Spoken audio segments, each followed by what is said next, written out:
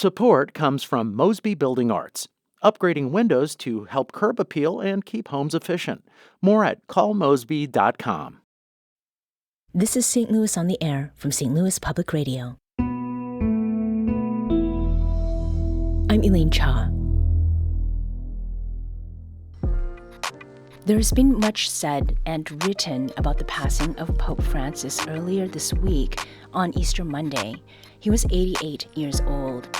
What's been most widely noted is that Francis was the first non-European head of the Roman Catholic Church in more than a millennium, and that he was the first Latin American pope. Pope Francis also held the distinction of being the first Jesuit pope. Here to talk about what that means and why it matters, especially in St. Louis, a city with deep cultural and religious ties to the Catholic Church, is Father Thomas Flowers, Assistant Professor of Ignatian Formation at St. Louis University. Welcome to St. Louis on the Air. Thank you. Thank you for having me. So first of all, my condolences on the passing of the Pope. Thank you. Father Flowers, what was on your mind when you heard the news earlier this week of his passing? Yeah, it was funny because it was both expected and unexpected in the sense that we had, a few months ago, we knew that he was very ill and it seemed like he might have passed then, he might have died then. But on the other hand, I, like a lot of people, was not expecting it at all when I woke up in the morning on Monday. And it was so first it was a shock, and then, his papacy has meant a lot to a lot of us, and so it was something that was with great sadness and also great gratitude for his service. Yeah. Now, as I mentioned in the introduction, there's been a lot of coverage of the Pope's passing, and our conversation today is going to focus on what it meant for Pope Francis to be the first Jesuit priest. St. Louis University is a Jesuit university. Can you sort of establish for us what Jesuit means? Sure. So the Jesuits are a religious order, meaning that they're a group of priests and brothers who serve the church. And so Jesuit priests are priests like any other priest, but we have a particular kind of way of serving, and we live together in communities, and it's like other groups like the Franciscans and the Dominicans. It's a group with a particular spirit, a particular way of serving. Yeah. What is the history of the Jesuits, which is also known as the Society of Jesus? Mm-hmm. So it was founded in 1540 during the time of the Protestant Reformation and the Renaissance and other things like that, by St. Ignatius of Loyola. And really the impetus for founding the Jesuits from St. Ignatius was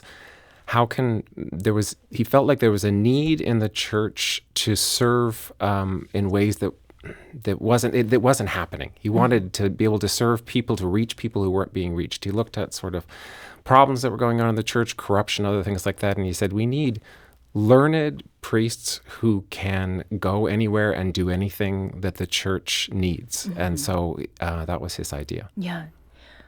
What is your sense of why it took so long for a Jesuit to be elected pope? Was there resistance historically to the idea?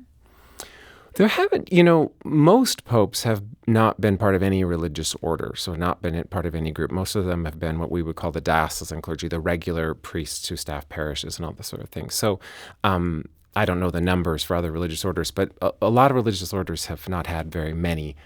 So that's one thing.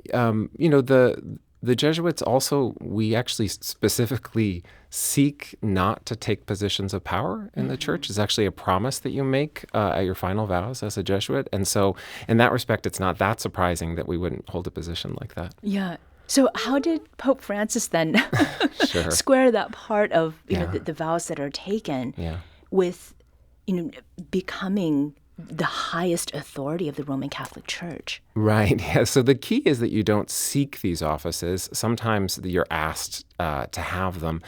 And also the Jesuits have a strong tie to the papacy in obedience. We have a particular connection to the papacy where we promise that we will be obedient for whatever missions the Pope sends individual Jesuits or the Jesuits as a whole on. And so a lot of Jesuits, when when Jesuits have been asked to be bishops and other things like that, their response is one of their great devotion and obedience to the church. They feel like this is perhaps the best service that they can render in that space. And I think that's how Francis felt when he was named a bishop in Argentina. Mm-hmm. Do you have a recollection of when the announcement was made that Pope Francis would be the Pope? Mm-hmm. What was that like? It was very strange. I was teaching at a high school in California, and so the white smoke went up at the end of one period, and the name was announced at the end of the next period. So I knew for about an hour, and we were sort of watching the television coverage with my students.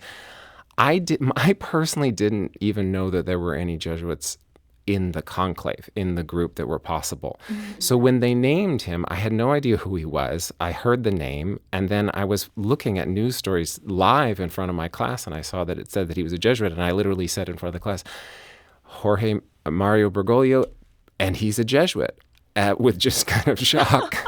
And so I was very surprised.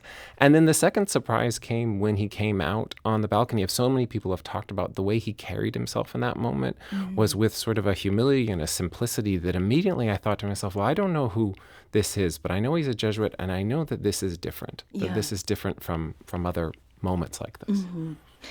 So Pope Francis, a Jesuit, he focused on several things during his papacy, including climate change, mm-hmm.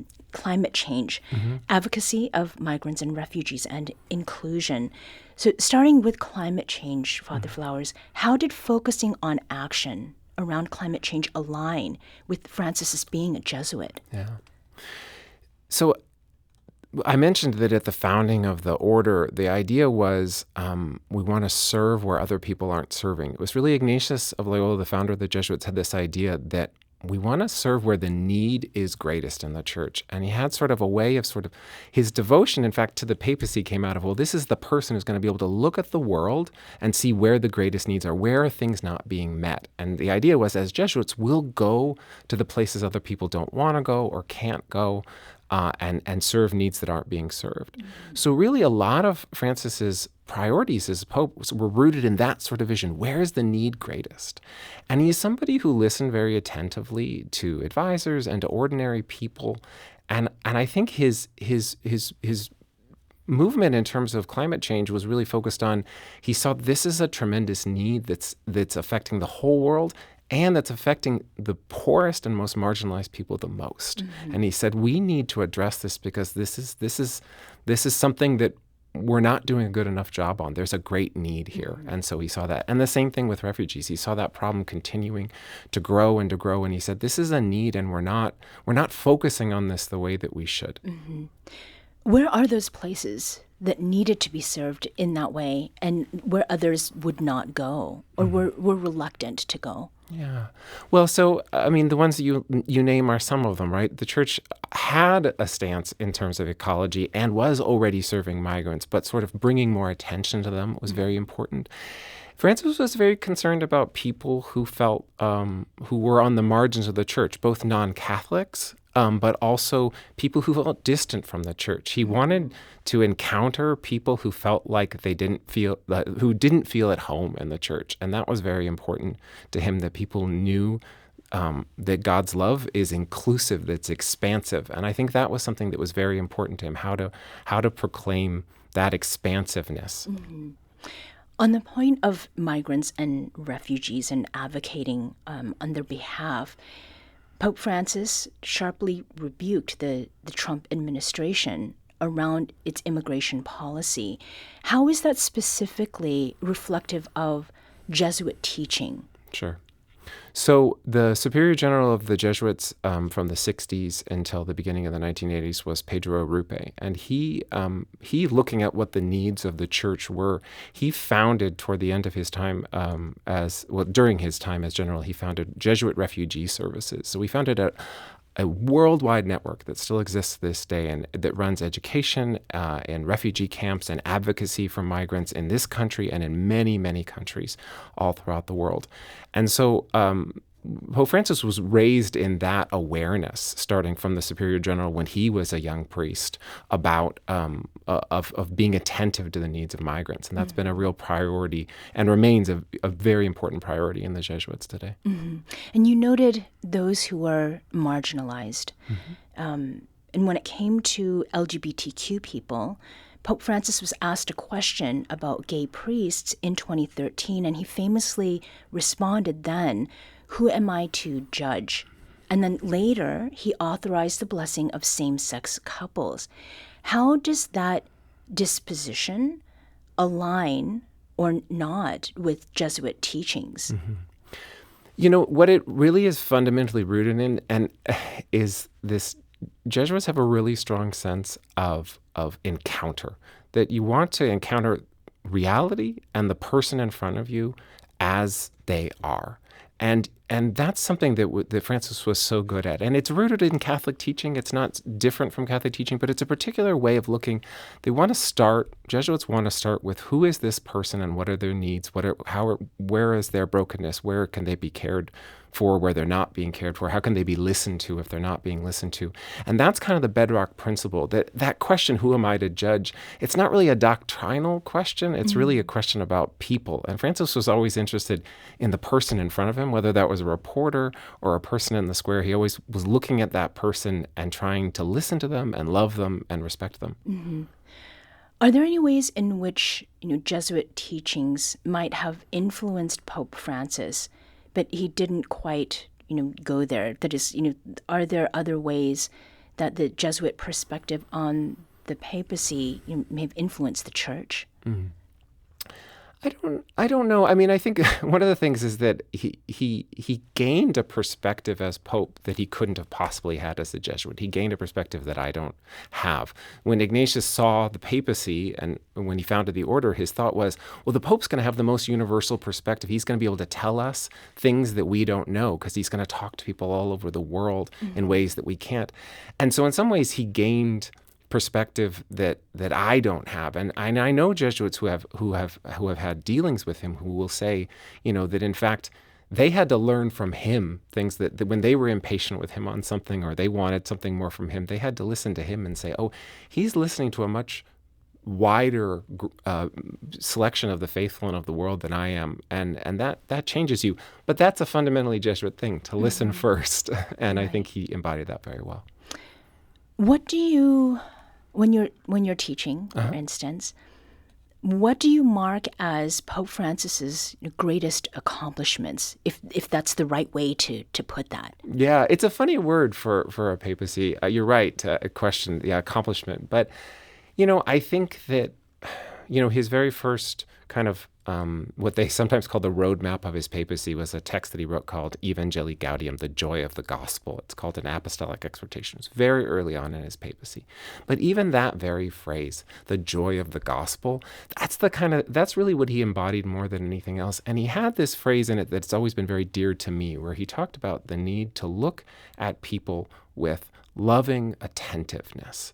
And I think that beyond anything that he did in terms of individual decisions, policy decisions, I'm not the expert on all those things, but I think that what he embodied in his papacy, and perhaps his greatest legacy, was reminding people of that fundamental joy of the gospel and reminding people that we believe in a God and we are a church that looks at people with loving attentiveness and wants to meet them where they are and care for their needs. Mm-hmm.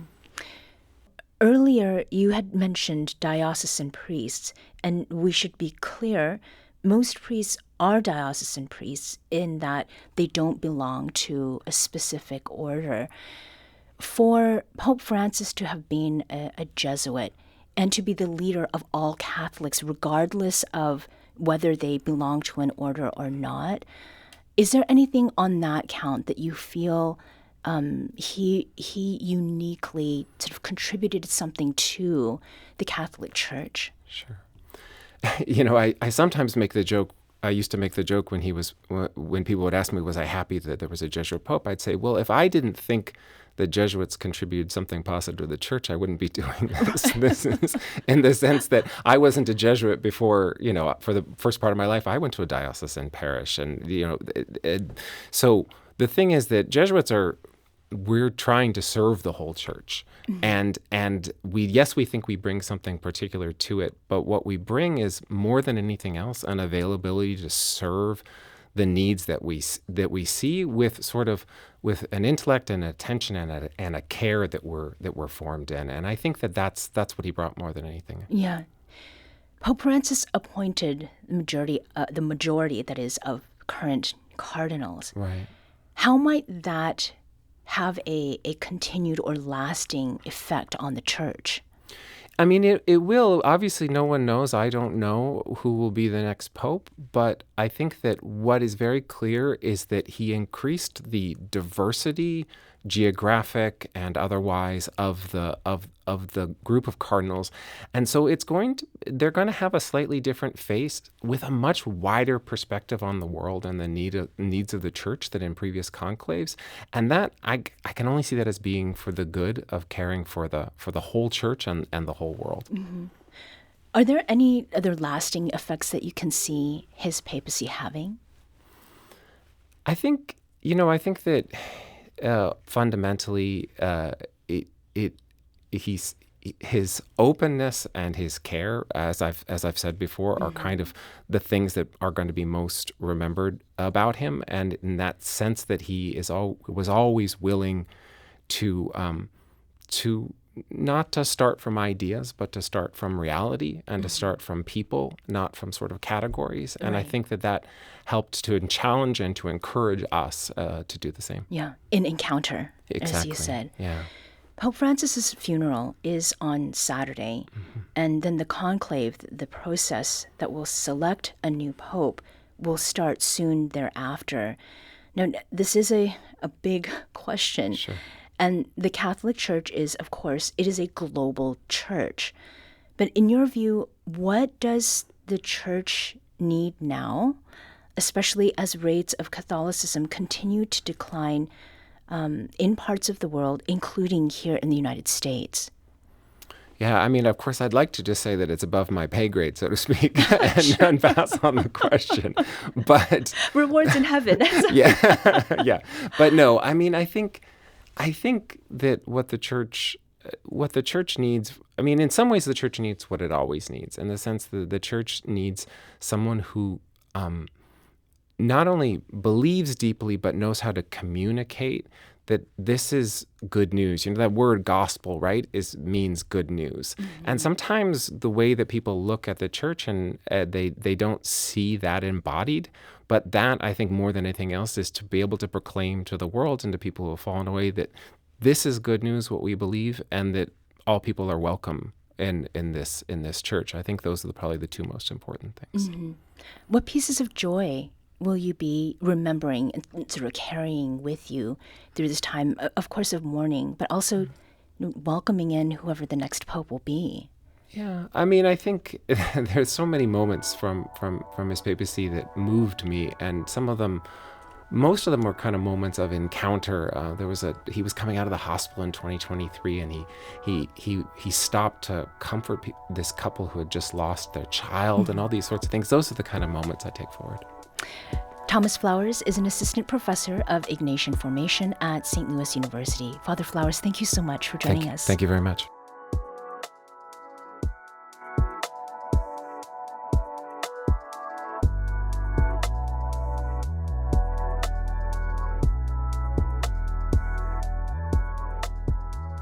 Today's episode was produced by our executive producer, Alex Hoyer.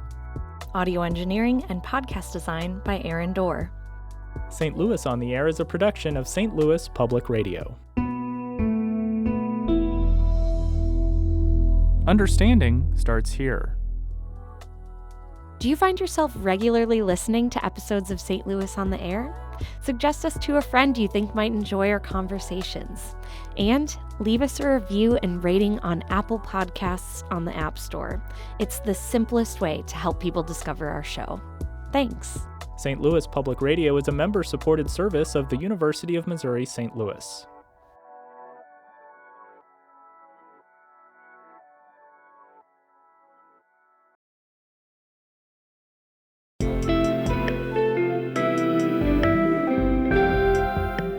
The Gateway brings you the day's news each weekday from around the St. Louis region and the state capitals in Jefferson City. Our schools are accredited.